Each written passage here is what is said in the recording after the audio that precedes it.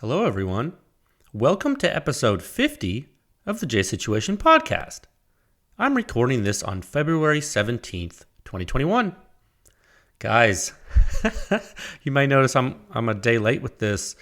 I wasn't even sure if I was going to be able to record this podcast because I wasn't sure if my laptop was going to have enough battery power, because I wasn't sure if I was going to have power because Texas is going through the craziest winter storm right now.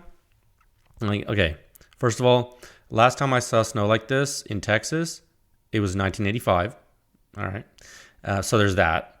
And then secondly, having lived outside of Texas, and I've lived in places where it does snow and ice quite often. Texas is not built for this. We're built for extreme heat. We're not built for extreme cold. Not that this is necessarily extreme, but it is extreme for Texas. It's not that Texas doesn't know what to do. It's just that it never needs to do it. So it's really not ready. You know what I mean? So basically, we have our own power grid in this state. And when there are units that go down and the use is high, that combines to, be a potentially bad event. And so the powers that be have instituted the first thing they did was they instituted rolling power outages to load balance. This was kind of a preemptive measure. It's a pretty extreme measure. I've never seen anything like this happen here, but they took the measure early. And then after that, they were like, you know what? We're just going to start shutting stuff down. And that's what they've been doing. I basically had it to where I had like 15 minutes of power and then 15 minutes of nothing. And then it was like 15 on, 15 off. And I was able to get some work done during the workday that day when it first started because I basically had my laptop, plugged in. I had, got my cell phone hooked up to it. I was lean and mean. I was making it work. But then the grid went down and the cell phone towers went down and it was a whole thing.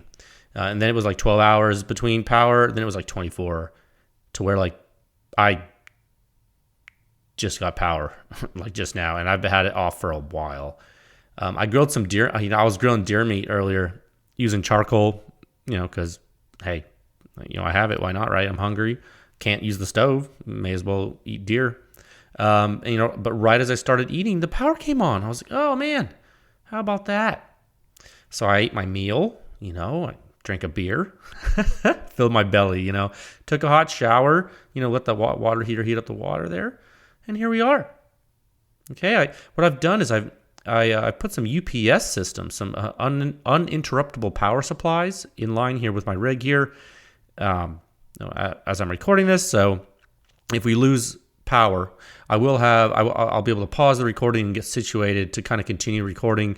And if I determine that it's not going to be feasible, I'll just stop and do this again later or some other time. But I figured, man, I couldn't get work done the whole day, for anything. And then I was like, I want to do a podcast so badly. I thought about doing it in my car or in my truck, and I was like, that's weird. So, power came on. I'm taking advantage. All right? Okay. We're going to see how it goes. Now, anyway, it should warm up soon to about 100 degrees in Texas. That's what it usually is. So we'll forget about this in like a week or something, I'm assuming, you know what I mean? Or maybe not. Maybe heads are going to roll because, I was wondering. I was like, I feel like natural gas pipelines froze, and I feel, not the pipelines themselves necessarily, but like some of the generating equipment. I think it's kind of a little more complex issue. I think they're probably going to take some actions to maybe prevent this in the future. I think we had some issues with some main sources of energy. So anyway, I don't know about all that. Not really really concerned about that right now. But what I do know right now, what I'm pretty sure of, is that through rain, through sleet, and through snow, the J Situation Podcast, as always, is brought to you by Pew Science. Pushing the silencer industry forward, one test at a time. Visit pewscience.com for the suppression rating, the simplest and most accurate hearing safe ratings for your suppressed small arms. The suppression rating is in Section 5 of the Silencer Sound Standard. The standard walks you through gunshot noise, sort of like Wikipedia, but it puts Wikipedia to shame because it's about guns. It's all about silencer sound.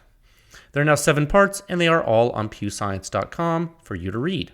If you haven't seen it yet, it's fine. If you haven't seen the silencer sound standard, and you're like, what's that, Jay? It's fine.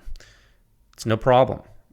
You can go there, you skip directly to the suppression rating in section 5, and it lets you know how silencers stack up in comparison to one another with regard to sound at the muzzle and at the shooter's ear, and it gives you a hearing-safe dose limit for the particular platforms on which they are tested. And you're not going to find this information anywhere else in the world, so I encourage you to check it out, if you're curious. Now, the 6th section, after you look at the suppression rating in section 5, if you go to section 6, that's where all the reviews are. That's the nitty-gritty, man. You can look at the analysis of each silencer to your heart's content there at pewscience.com, and if it's too much for you and you just want the bottom line, that's fine too. Added the 7th section to the standard. It's called the Pew Science Rankings section, and you can go and check that out. Section 7 rankings is the link on the website there, pewscience.com/rankings. You can click this little table, and you can sort the table by the suppression rating at the muzzle and ear, and the composite rating, and look at the different manufacturers and all that good stuff, and different silencers there. And if you see something you like in the table, you can there's a link to each review in the table as well, and then you can click the link, and then you're good to go. You can go learn about the silencer. You know what I'm saying? Okay, so yeah, go wild. Now, as always, if you are a manufacturer listening to this, you would like Pew Science to help you with private testing or maybe R&D, or consulting, there's a form on the website with which you can submit that inquiry. Your contact information, if you submit stuff through there, that's all confidential. Just goes to me. I'm the only person who sees that, and so it's all held in strict confidence. And we do work for you. It's all confidential, unless of course you want to release it to the public, and we will certainly help you do that. And we've done that a few times, and you can see those reviews on the website that we have released that were funded by outside sources. They have a disclaimer just so everyone knows that is an external funding product, but yeah, that's private data from people that purchased testing services and consulting and R&D, and they're releasing the R&D to you, to all you folks listening for free. So that's just part of the Pew Science Research Cooperative nature of the beast. That's one of the benefits of Pew Science.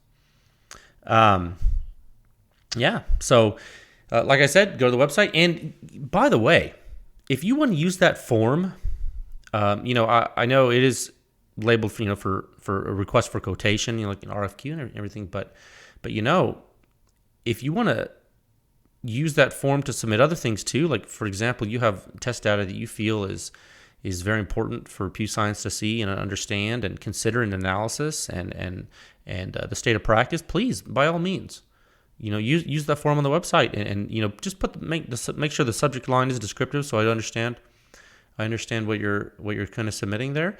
And if you don't want to do that, you can email tech@pewscience.com, tech@pewscience.com, and I'll respond to you for sure. Okay.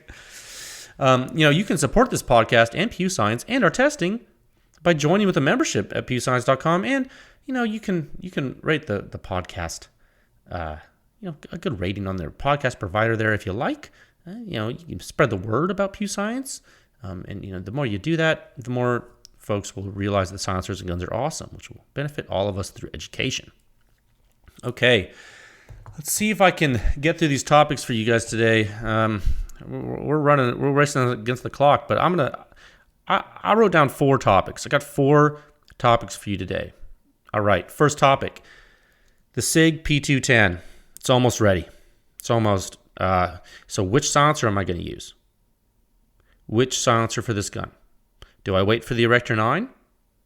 Maybe not. We'll talk about that. Topic 2, centerfire pistol silencer sound signature.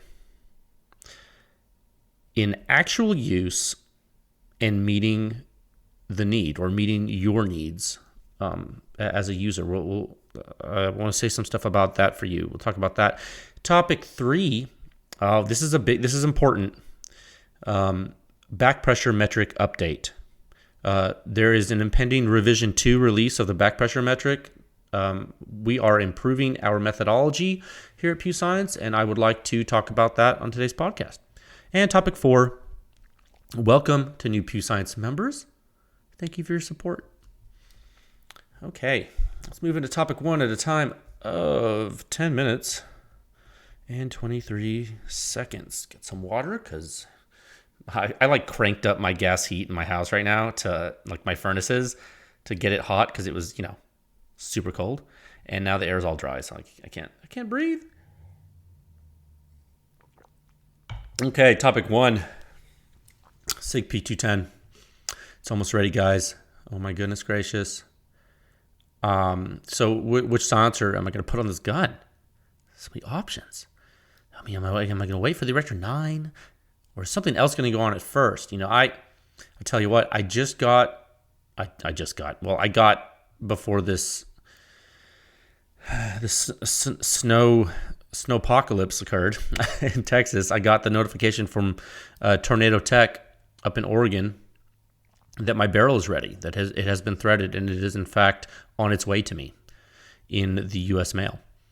So, boy, oh boy, it is time. It is time. Super sweet, super excited. Can't wait to shoot that gun. Cannot wait. Like I said before, several times, I think I've said this, I try not to shoot guns unsuppressed before shooting them suppressed. And if I can help it, I never shoot them unsuppressed at all. Like it's why? You know what I'm saying? So, why would I not use a silencer? So this is all going according to plan so far. It's going to be sweet, maybe. We'll see. Single stack, smooth 9mm goodness, suppressed, okay? I don't know. I say that to people, and I say, man, it's a single stack 9mm. They're like, so what? I'm like, what do you mean, so what? It's just so simple. And it fits the hand well. There's something about a good single stack 9mm steel pistol. I don't know. If you think I'm crazy, then that's fine, but I'm telling you, something about it. So I was thinking.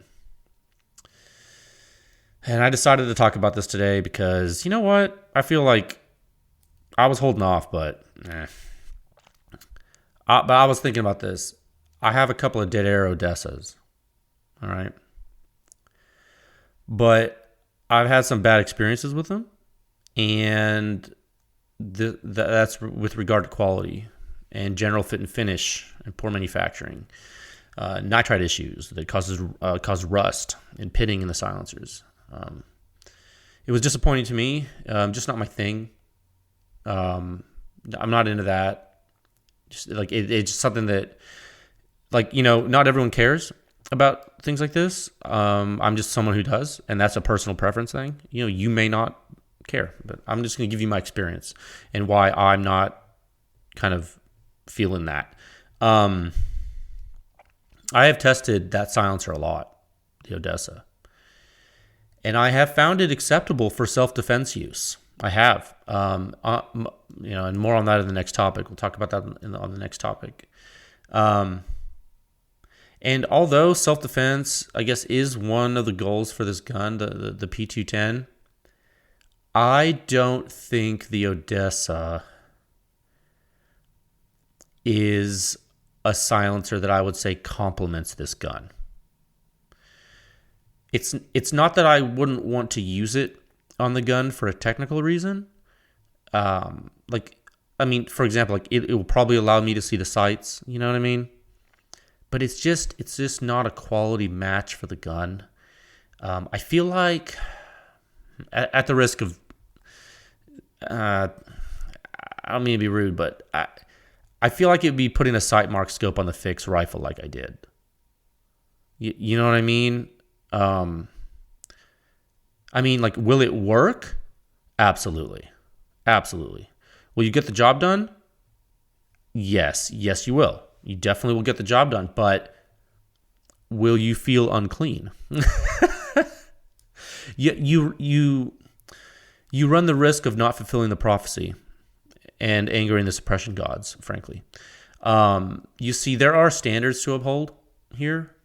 There are. And you can't just go putting any old silencer on a Sig P210. It's not right. It's just not right.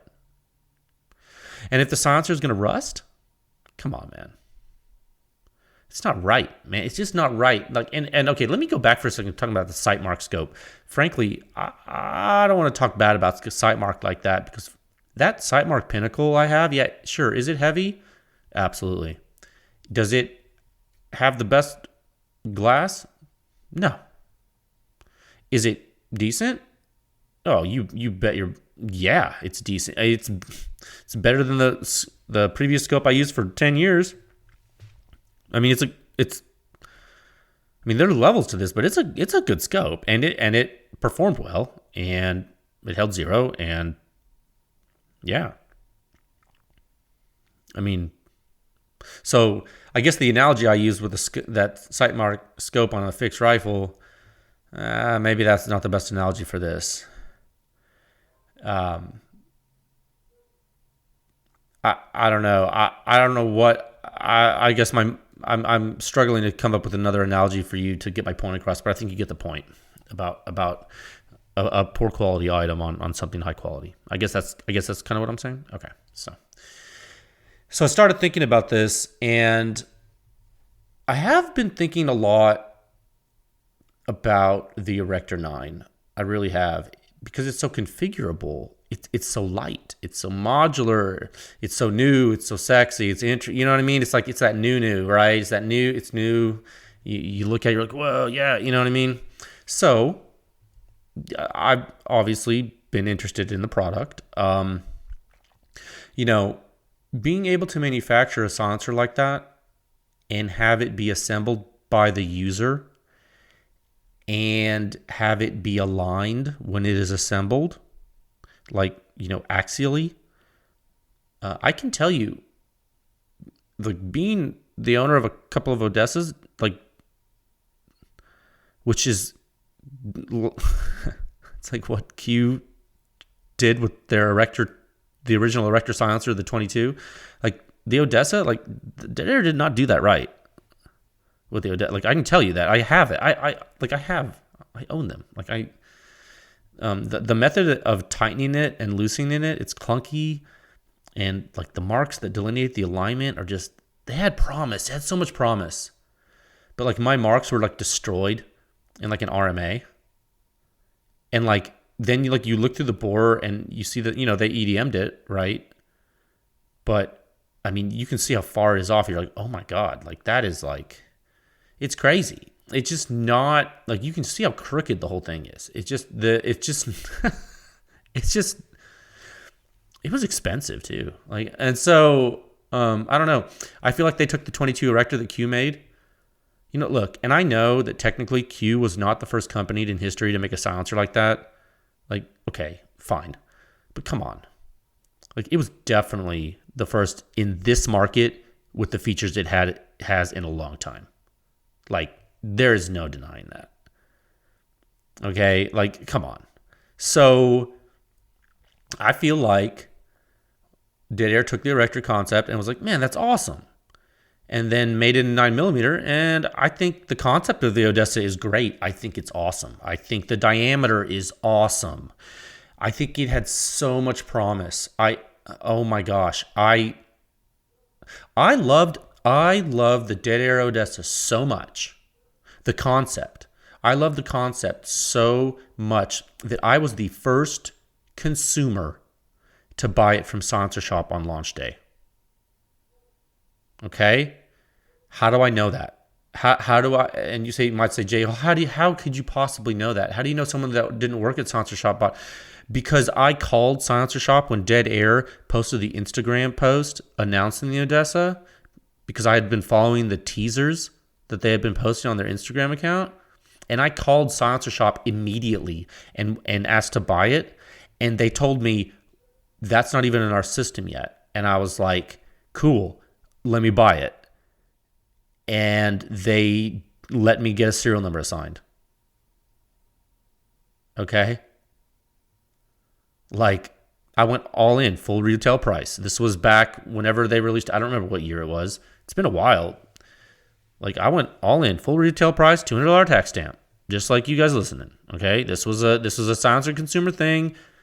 This was this before Pew Science even started? I think so. Okay, so this was just me buying a silencer that I immediately wanted when I saw the features. So I was like, I want that. I had never had a dead air silencer before. This is actually my first and only dead air product. Okay, so I bought this silencer. And then, yeah, so we don't have to go into my personal Odessa saga. That saga is still not even over. I'm sure I'll talk about it when I review the silencer. But I think because I'm starting to talk about pistol silencers, I see people talking about the Odessa and they keep asking me questions about it. Like I could not hold back information. Like this is public information. Like this is my experience as a consumer with a silencer that I bought.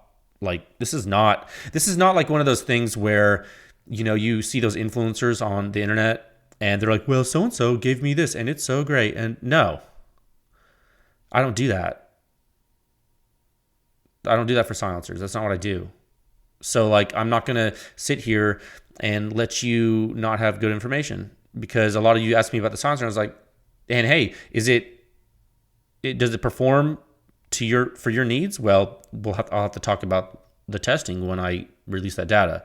And we can talk about that when we talk about it. I can tell you that I use the Odessa every day. I carried it every day in the four baffle configuration. I carried it every day for a self-defense weapon. Okay.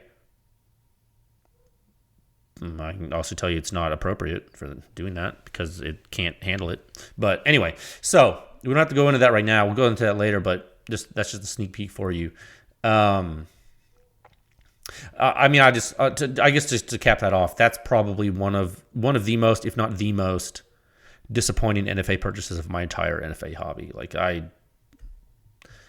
That was probably my biggest disappointment. I guess the only other thing that comes close, which was actually a bigger disappointment, but for a different reason, was the early MP5 clones by Todd Bailey. And if you know who that is, I'm sorry. And if you don't, well, don't worry about it. Don't Google it because you'll get depressed. Okay, so back to pistol silencers. The Erector 9, you see it through the eyes of someone who has been there and done that with a 9mm modular silencer like that.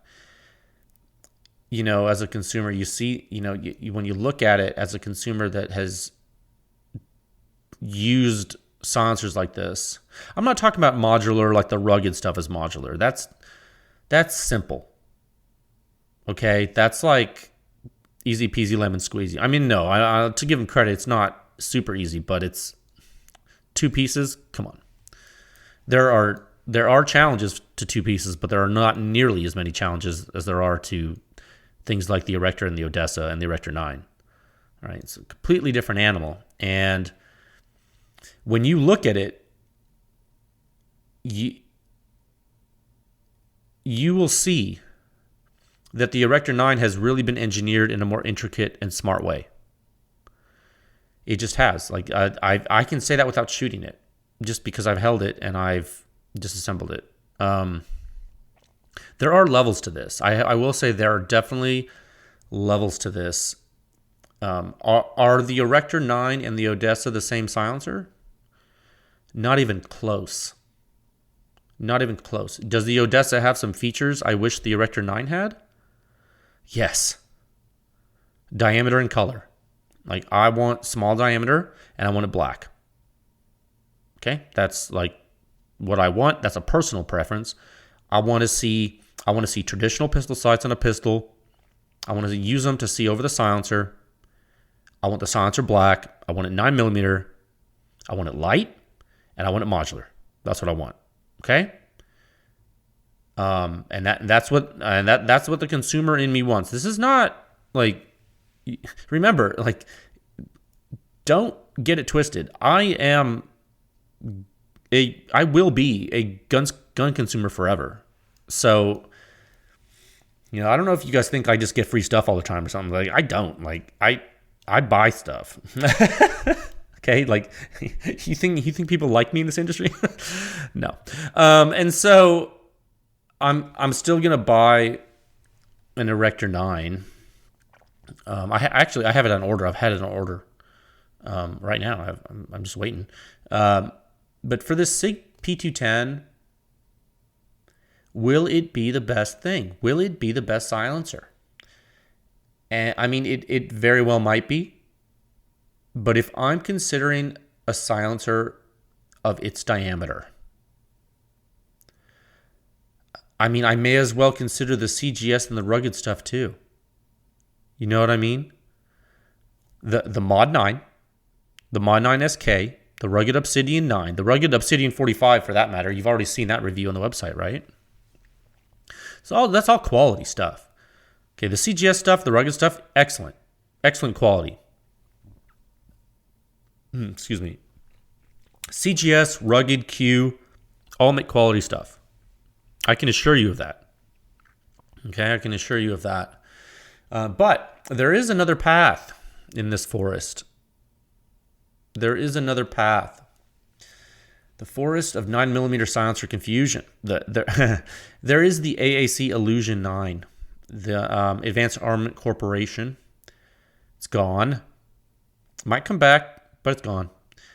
Not counting on it. Not putting my eggs in that basket. I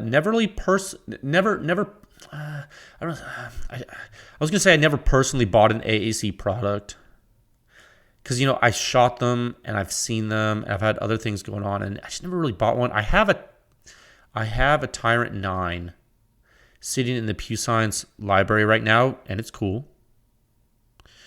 Fiance has a Tyrant 9M demo silencer sitting in Form 4 land, and it's cool. I suppose technically that's an AAC product, but it's a demo and it's hers, but it's about to be ours. You know what I'm saying? So like I say when I haven't personally bought, blah, blah, blah, it's like, well, that's not really true because I guess we will have one. So and so but I guess what I'm trying to say is like I'm not a long-term user of like an AAC pistol silencer. Like that's just not my thing. Never had. I've always been using the SWR Trident. Like that's been my primary 9mm pistol silencer for over a decade. Okay. And so, but all these options I'm talking about, those are all 1.375 inch outer diameter. Still normal for 9mm silencer land, right? It's pretty normal. It wasn't always normal, but it's been normal for a while. Now the Illusion 9 is different. Remember the Evolution 9 from AAC? That one, was it 1 1/8? Am I gonna have to Google that right now? Let me Google it right now. Jeez. All right, AAC. If I could type AAC Evolution 9 diameter. Enter. Yeah. Oh, 1.25. What did I say? Did I say 1 1/8? Oh, okay. 1 1/4. I said 1 1/8. I was wrong. Yeah. Okay. I meant 1 1/4. Yeah. Yeah. So the Evolution 9 was 1 1/4 inches in diameter.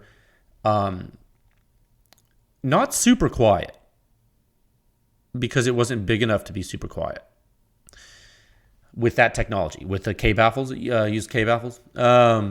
Pretty good silencer, not super quiet, but functional.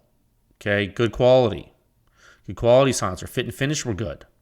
A lot of people had that silencer. The Evolution 9 was very popular. Old school, very popular silencer. AAC made the Illusion 9. You know who designed the Illusion 9? It was Mike Smith at AAC. He designed the Illusion 9. Mike Smith, he's a cool dude. I've met Mike. He's nice. He is one of the ones who just got his Sig P210 barrel threaded as well. he's one of the guys. Like I was telling you, there's two other guys. Like he's another one of the guys. So shout out to Mike Smith. He works at Dead Air now. Actually, Mike Smith works at Dead Air now, relatively recently, within the past couple of years. So good for Dead Air. Maybe he'll make a cool pistol silencer there. I'm hoping he will. I think if they got Mike Smith, I think that maybe I don't know. That's a good question. I don't know what kind of technology they'll bring, but I know he has an eye for detail. He does. I like his designs.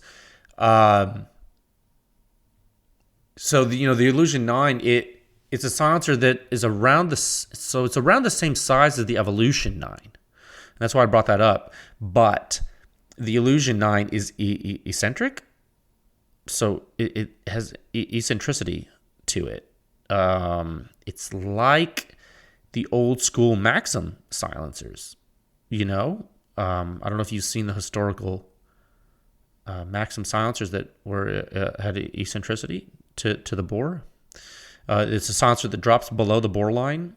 It's like the Silencer Co, like the Osprey, right? Which had that Silencer Co silencer that had inspiration from the Advanced Armament black box, right? Which is that prototype 45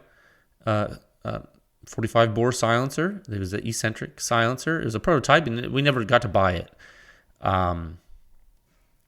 So that never made it into production. So have this kind of weird backward design inspirations, right? Where you have the Maxim silencer, and like from the early 1900s, and then you have AAC making a prototype 45 caliber pistol silencer called the Black Box, which was like, I don't even know if it was that quiet for the time, but at least it was cool. It was innovative. And then I thought it was innovative. And then, Silencer Co. was like, oh, we want to make one. And they made one.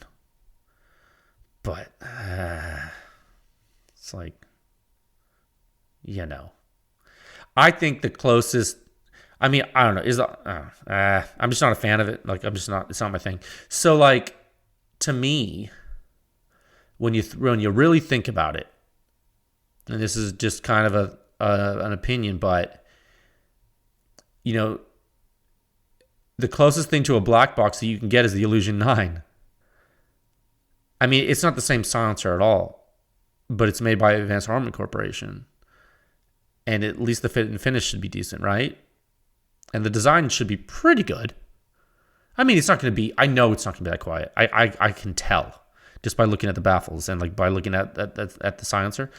But I think Mike Smith is pretty good at designing pistol silencers. So I bet it's going to be not worse than the Evolution 9. I bet you, which means that it's not going to be the most terrible silencer there ever was, which means that it'll be usable for a pistol. You see, and then that's we're going to get into that in the next topic. But okay, so to recap this, not the lightest silencer, definitely not the heaviest silencer, but you can use your existing standard height pistol sights. It's not modular, but it's functional.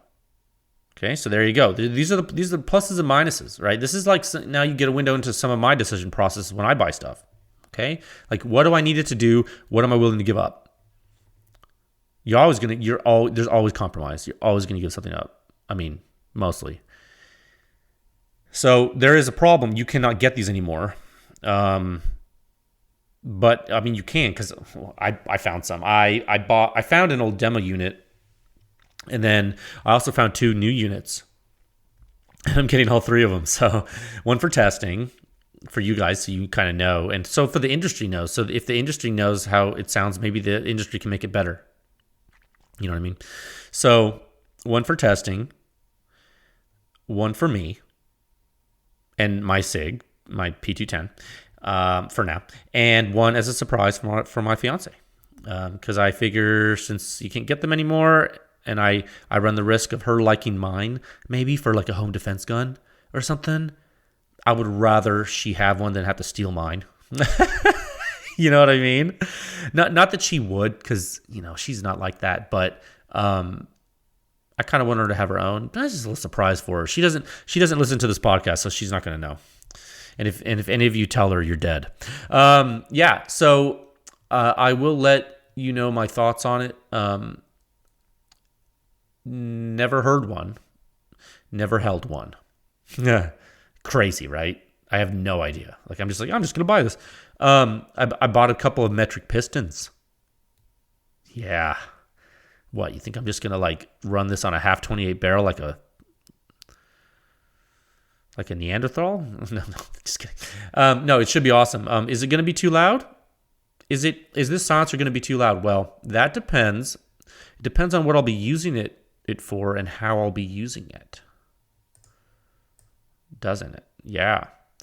It depends. So that actually brings me to topic 2 at a time of 36 minutes and 15 seconds. Okay. Yeah. Center fire pistol silencer sound signature. Like how loud are they? You know what I mean? Like actual use. Like what do you need? What are your expectations? What are you using a pistol for? Okay. So I've spoken about this before. Pistol silencers are loud when they're used with full power ammunition. Okay? So that's something to keep in mind. Now let's put some context to it. When your suppression rating at the ear can't get out of the 30s, what do? You shoot it a bunch without hearing protection to mess up your ears? Or do you shoot it sparingly without ears and mostly shoot with hearing protection or when hunting or in an emergency or whatever, right? Exactly. Okay. You already know the answer. All right. In fact, I'm going to go to my website. All right. One moment here. Let's see. pewscience.com. I'm going to go click on the silencer sound standard. I'm going to go to rankings.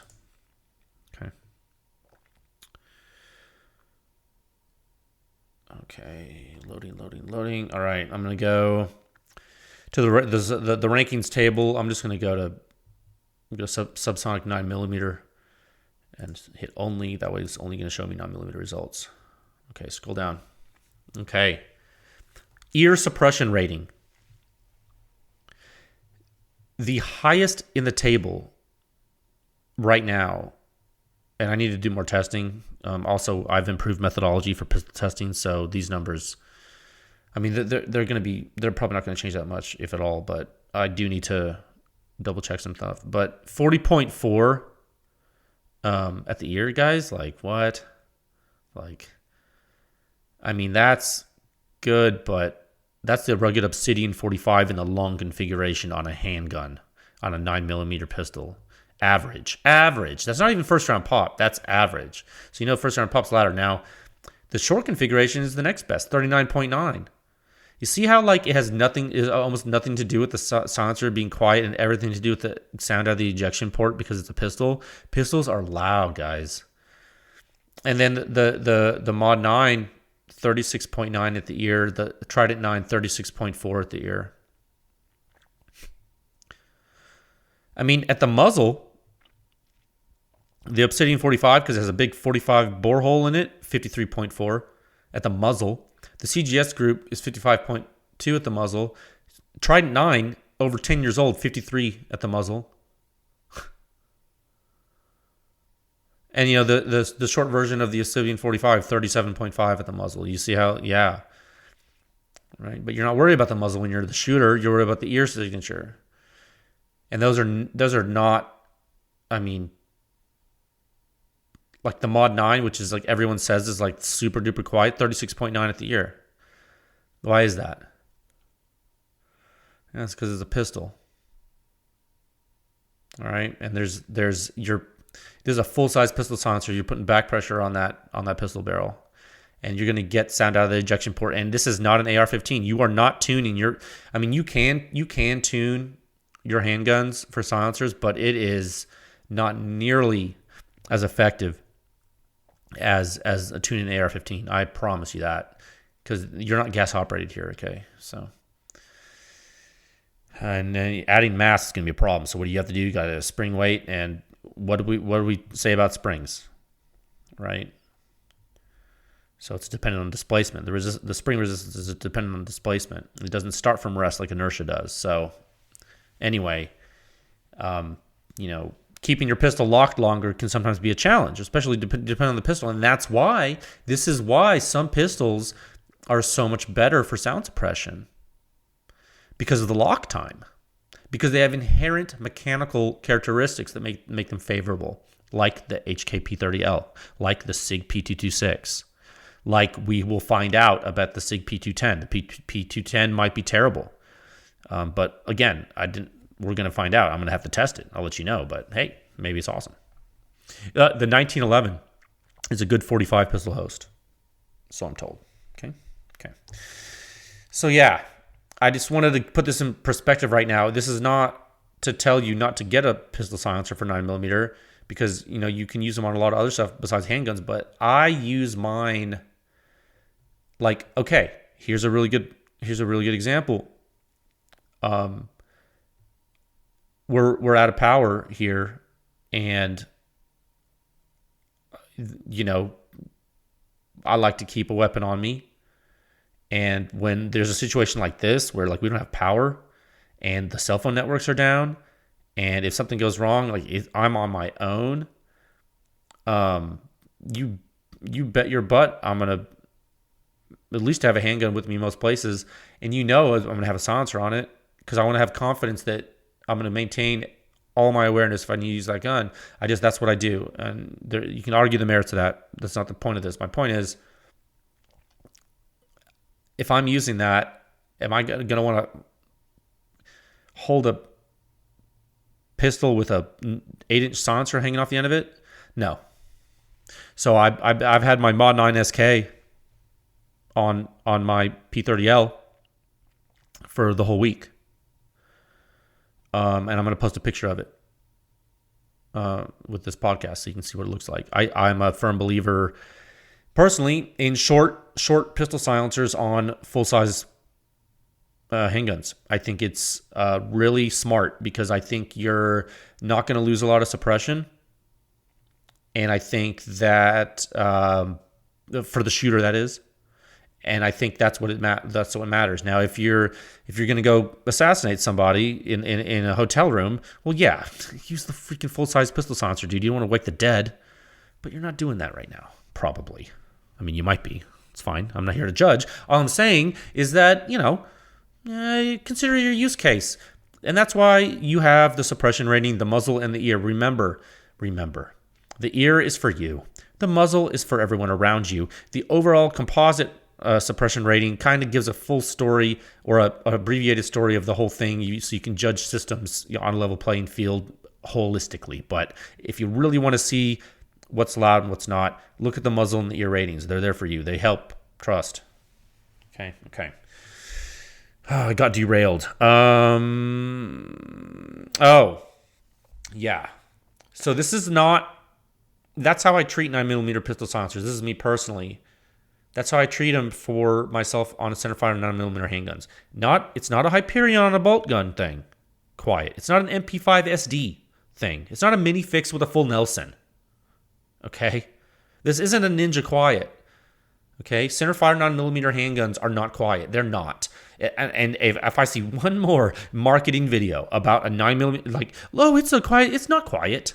You might be using super slow downloaded ammo. Sure. You can make them quiet with specialty ammunition, but nobody got time for that. Okay? All right. So, when you think about it like that, it starts to open your world a little bit, doesn't it? Because then you start to consider utility, right? And this is why I originally got the Dead Arrow Dessa. And it's why I got 3 Illusion 9s. And it's why I'm going to buy the Erector 9. And it's why I use the Mod 9 SK from CGS more than I use the full-size Mod 9. Okay, you feel me? This is me. This is just telling you I'm not telling you to do this. I'm saying this is what I am doing as a consumer, as a silencer consumer. So okay, stay tuned for a review on the SK. Haven't done that run yet. Yeah, no, I haven't done that. I tested it though. Stay tuned. It's a good. It's a neat silencer. Now, I guess the point of this topic is to help people understand how to be honest with yourselves when it comes to pistol use. Are you going to use the silencers on things besides pistols? Well, that's different. Okay, that's different. Now you're talking subgun stuff. All right. And frankly, that's a completely different conversation for another episode. Also, another conversation is putting subgun silencers on pistols and handguns. That's ludicrous. Stop doing that. That's dumb. Why would you do that? They're big and heavy. What are you doing? Okay, do whatever you want. But I mean, come on. All right. Topic 3 at a time of 46 minutes. And 8 seconds. Yeah, I tried to do that second one pretty quickly there. Okay, topic 3. Yeah. New sound signature review this week. And a back pressure metric update. I'm revising it to revision 2. I'm improving the Pew Science methodology. Oh, I'm nervous. Oh, excuse me. Oh, sorry. Yeah. Okay. Oh my goodness. So, new data coming to you this week. I thought I was, man. See, because today's Wednesday. I usually do this on Tuesday nights. It's Wednesday night. So ordinarily you get the review tomorrow, but I don't know. I think I'm gonna have to postpone that till Friday. Oh man. Yeah, I don't think I'm gonna release it tomorrow morning. I think I'm gonna release it Friday. Because I'll release the podcast tomorrow morning. Yeah. So, because I worked hard on a review for you this past weekend. I was shut in from the cold. Okay. The power wasn't out yet, but I went hard in the paint. I went hard. So that's coming. Also it's a manufacturer you haven't seen in Pew Science reviews yet. So buckle up for that. When I was performing the analysis in preparation for this week's review, I noticed some things. Oh, man. And I was feeling a little adventurous, I started pulling on a thread. You know what I mean? When you pull a little thread and it starts to unravel the fabric and you're like, yeah, if I stop now, I can just cut this thread. Or I can just pull it and see what happens. I pulled it and some stuff came apart. But what I found underneath was super cool. Okay, enough of this analogy. It's getting done. No, what I'm still messing with it, but I was hoping to have more time to mess with this week. It's already freaking Wednesday, and that shows you the impact of this storm has had. I haven't had no power to look at the data. But I did end up adding another parameter to the back pressure metric. Let me talk about it. Let's talk about it.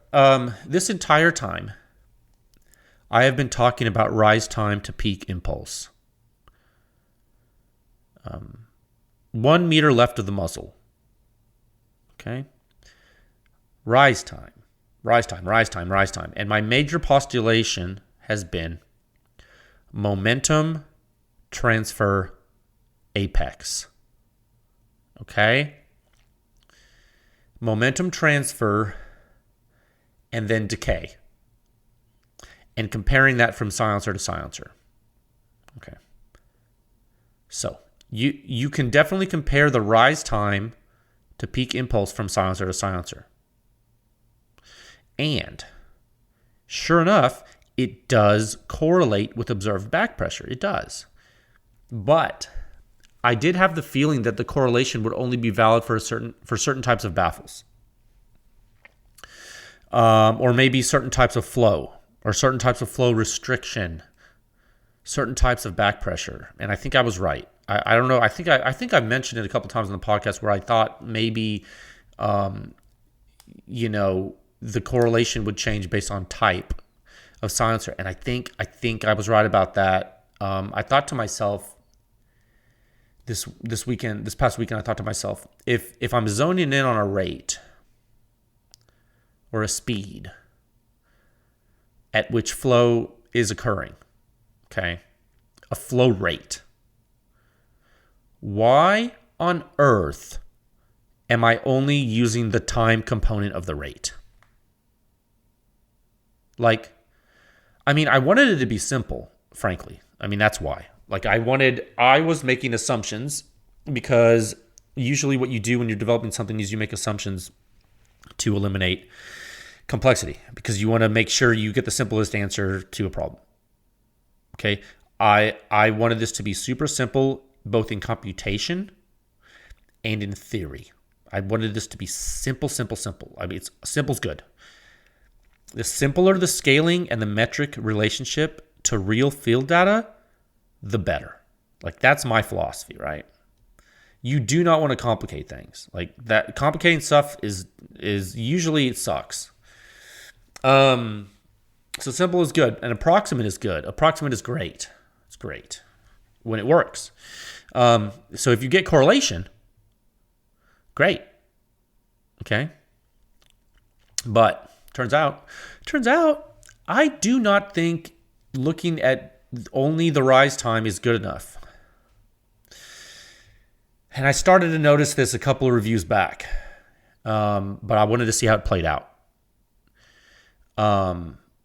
And then I determined this weekend, I think I wanted to get more complicated. Not that I don't know if we need to. I think we do, but I want to, because I want to see where it goes. And the benefit of this is that you're seeing real research unfold in real time publicly. Like, you're never going to see this, guys. Like, I'm telling you, like, this is definitely, like, I don't have to tell you this, but I am, because I think we're all learning this together. So it's cool.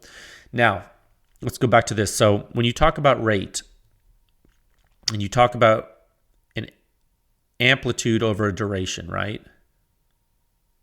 You talk about a slope of a line, right?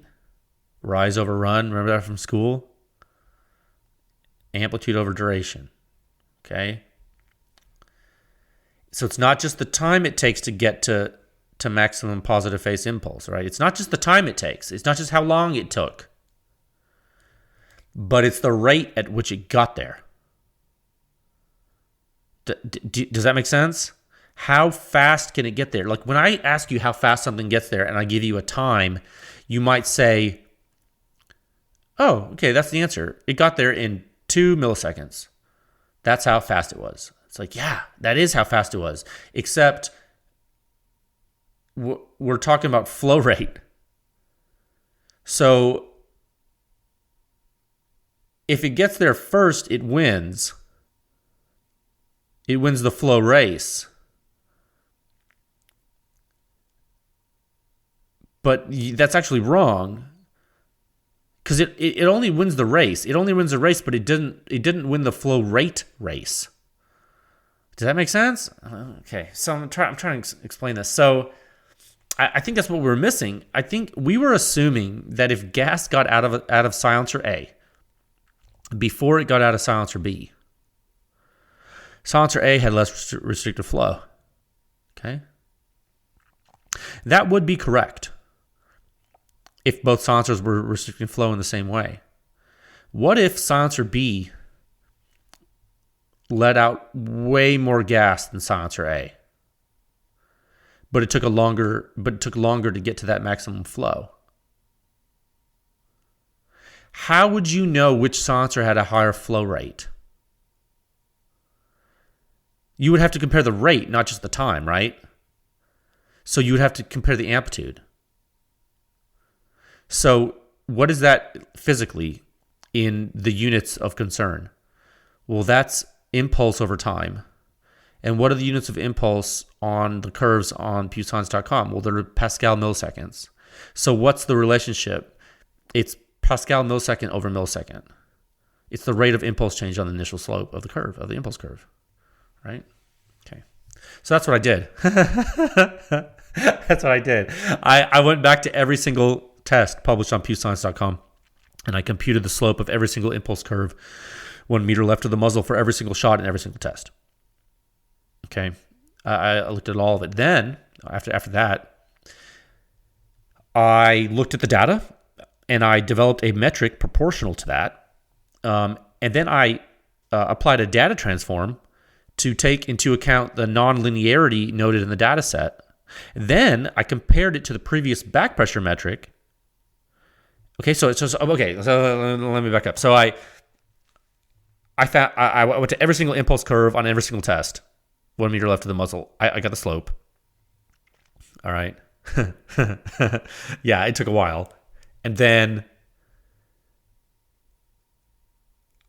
I had to apply it to some kind of metric to like, I can't just give you the slopes because you'd be like, what? So I had to divide it and do some other stuff to it. So I came up with a metric, and then I was like, oh, that's like highly nonlinear. This is exactly what we thought would happen. Highly nonlinear, right? Remember when I talked about back pressure and I was like, this is probably highly nonlinear. And you're like, what are you talking about? It's like, well, it's highly nonlinear. It's like, it's like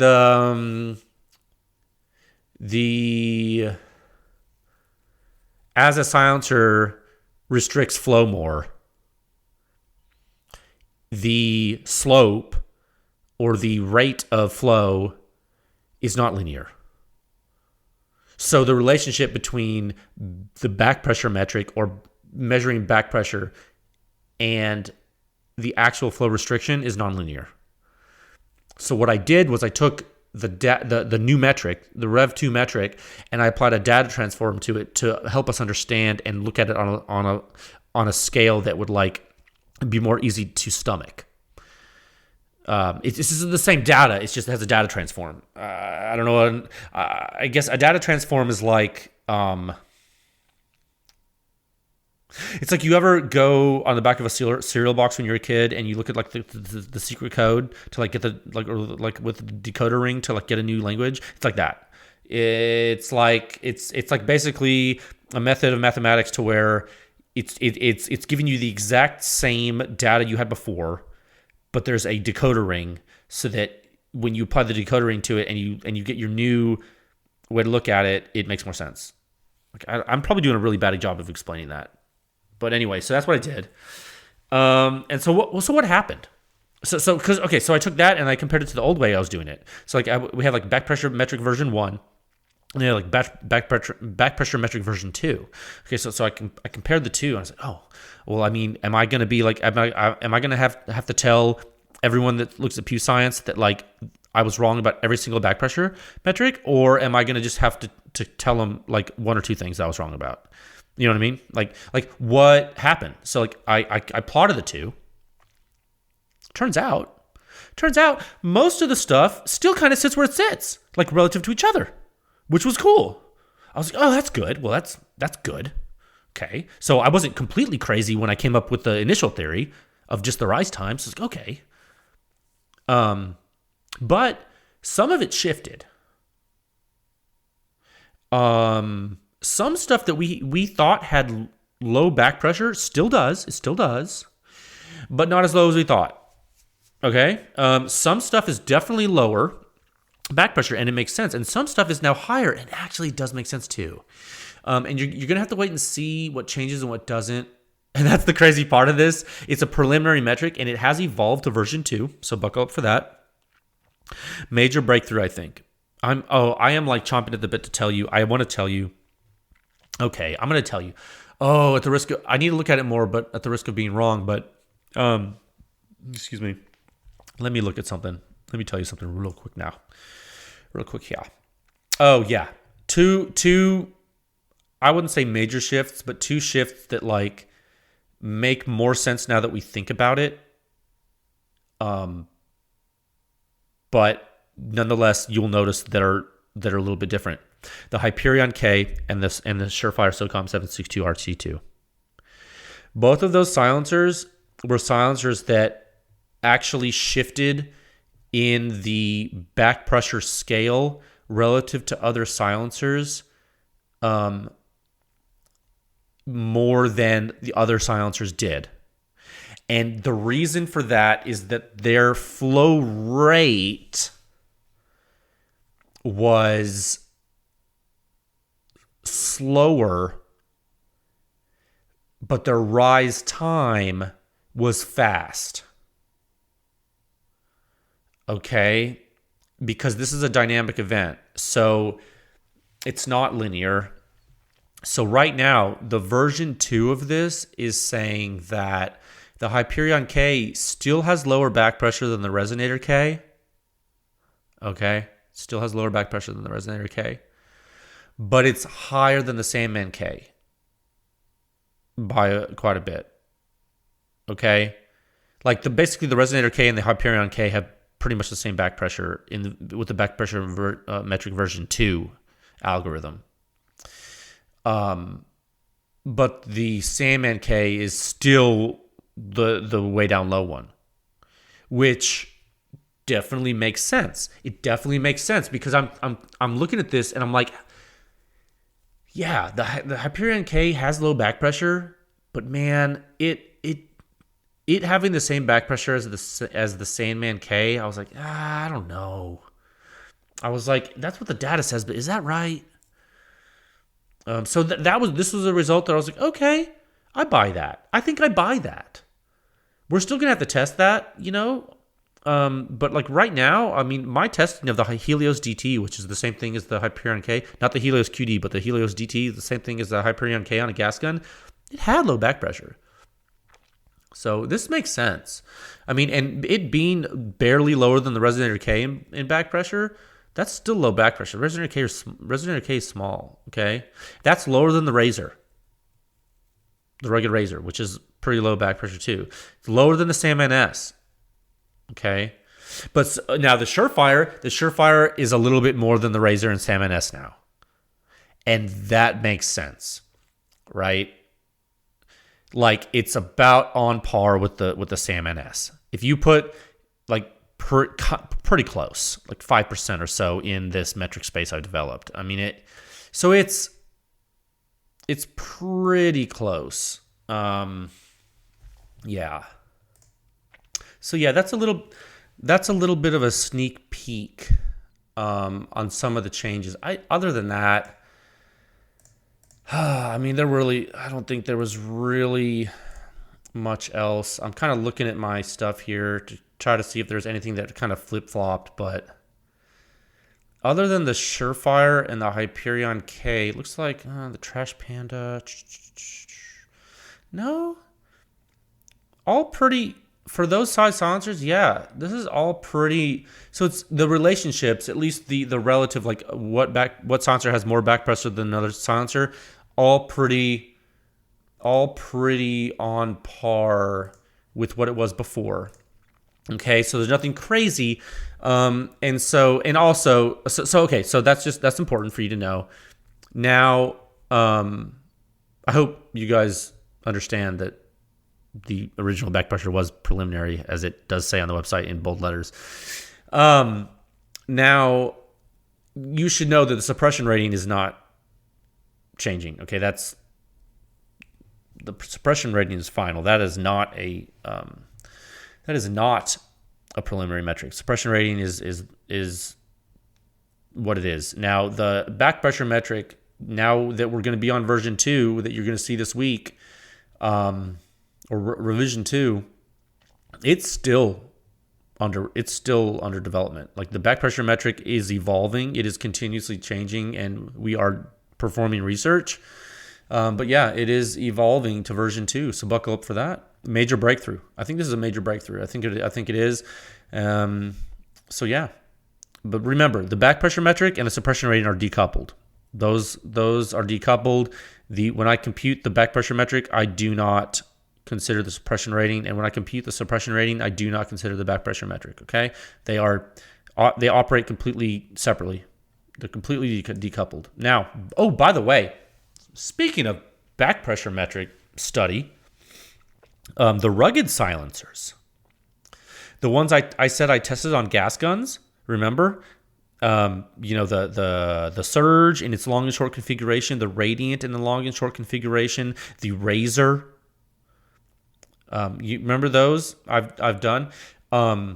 the new version of the metric, the revision 2 of the metric, it still correlates with our test data for that. Okay, you see what I mean? So like the stuff that was well understood, it's still correlating. It's fine with the revision 2. And so I'll show you the comparison of the two correlations actually as a supplement in this week's review. Like it's completely unrelated to the silencer that I'm reviewing. At least the rugged stuff is. But I'm going to put it in there with it. Frankly, I didn't have time to write another article, but I'm going to put it in there too. So you're going to see, oh, before revision 1 of the back pressure metric did this. Now revision 2 of the back pressure metric did this. Here's how the rugged silencers stack up to each other in relation to that. Any questions or whatever, you know what I mean? So it'll be there in black and white, so you can see it. And that way, I'm just trying to I realize this is super complicated. And I already know people are going to be confused because they're going to see the Hyperion K and they're going to see the Surefire and they're like, how come before you said I bought a Hyperion K because I was like, dude, I'm sorry. I told, don't. For one, I take no responsibility for anything. 2, I don't care what you buy. And 3, the back pressure metric is preliminary. So the Hyperion K still has. It's still being shown to have low back pressure. It's just not as low as maybe we thought it was. Okay.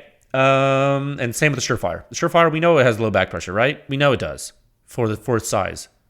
It has lower back pressure than the Trash Panda. We know that. Now it's between the Trash Panda and the Razor, which is still low back pressure for how big that silencer is. Okay. I think, what was it before? What was the Surefire before? Oh, yeah. The Surefire was below the Resonator K. I was like, I don't know about that. It's that can't be right. I mean, maybe it could. I was like, but I hadn't done I hadn't done all the testing. All the gas gun testing. That's why I was so wondering. I was like, can someone please do this for me so I can understand? So now I feel more comfortable with this now. This makes sense. And it does. When you talk about the rate, right? You talk about the rate of change and the flow. When the whole time we thought we were talking about rate, and we were. And that's the crazy part of this. The crazy part about flow rate is that if you only look at the time component and the flow rate between products is changing in a certain way relative to that time, and it's the same type of silencer, the amplitude at maximum flow rate is also going to be changing at the same amount of time. So it's a coincidence that it works. Does that make sense? Isn't that crazy?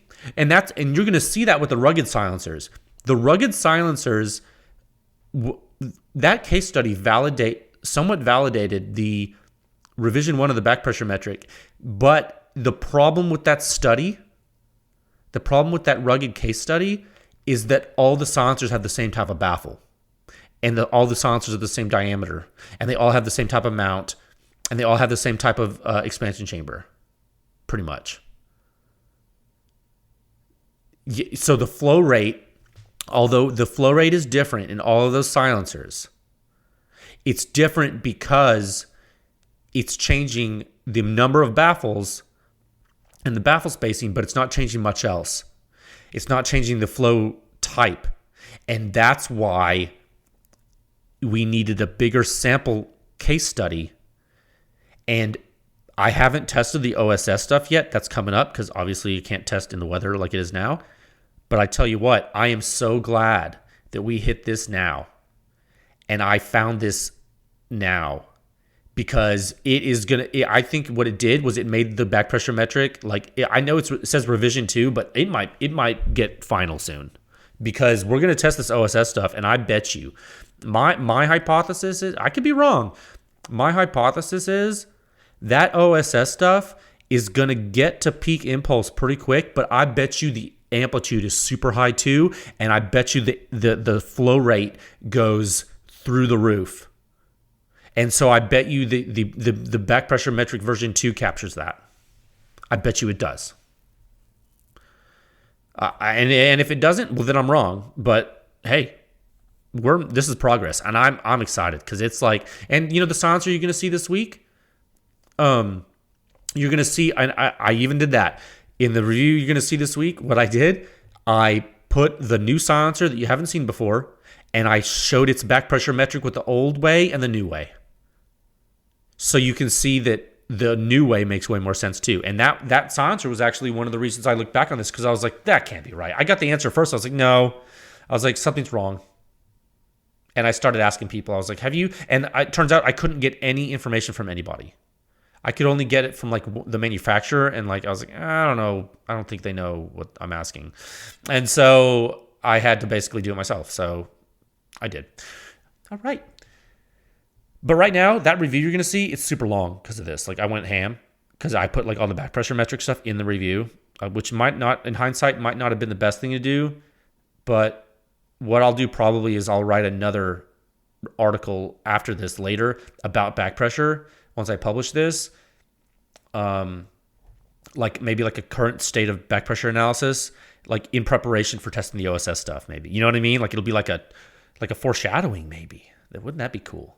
Because you know what's really neat, guys? What's really cool about looking at this in the terms of rate in Pascal milliseconds over milliseconds, we're starting to assign physical quantities to the back pressure metric in a way that we might be able to derive analytical equations too.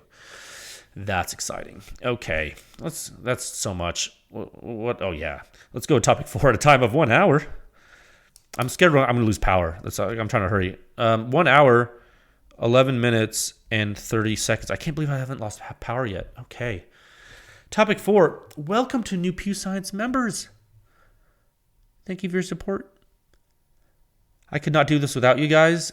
I was working on that metric, the back pressure metric. And during this past weekend, I was like, guys, I barely ate food. Like I was like, it's like you're in the zone and you're not even moving and you're like, I got to go to the bathroom. So you go to the bathroom and you're like, I don't have time for this. I got to keep working. It's like one of those. I was on a roll. So I saw some folks join Pew Science. And I was like, yes, this is awesome. Keep doing that. More support, yes. And it gave me motivation to push harder. So I was like, yeah. So I was like, yo, man, it's like a perpetual motion machine, but not. I went hard in the paint. Sometimes I do that. Sometimes I get on a roll. That's what I do. But I couldn't do it without you. I could not do it without you guys. And the thing is, it does take significant energy and time to do this. It does. On top of the monetary cost, which is getting more expensive now because I'm having to buy a lot of silencers. On top of the monetary cost, having to support, I don't know. There's the time it takes and the energy it takes to do this is a lot. And having the support from you guys so that I can work this hard on this, it's required, I think, for me to not just stop. Like I don't think I would do it without your support. So it is sometimes tempting to just completely stop because it's so much, but I do believe we are building something important and we are making progress. And so it will continue. And I thank you for listening to the podcast. Thank you for engaging with me in discussions about silencers. I hope I give you good information. I hope it gives you some food for thought. Like the stuff I talked about earlier on that episode about the Odessa. If you have an Odessa, don't feel too bad. You know what? If yours hasn't rusted yet, maybe you got one that had nitriding that was good. It's stainless steel. It shouldn't rust. But hey, when you manufacture things wrong, they break, right? I mean, that's what we've seen this year. It happens, so I don't want you guys to ever feel like, I say something that makes you feel bad or, don't worry about that stuff. But I am going to be honest with you. I'm not going to pull punches because I don't think it helps the industry or you or me to hide anything. I want to be transparent with you at all times. And when I can, and it's appropriate to do so, I will. And I think it's appropriate. I think everything we talked about today is appropriate. I think it is, and I think it's good. So thank you for listening. Thank you for your support. And this is for you. This is all for you. So stay tuned this week for more data. It's awesome. Okay. Talk to you folks again soon.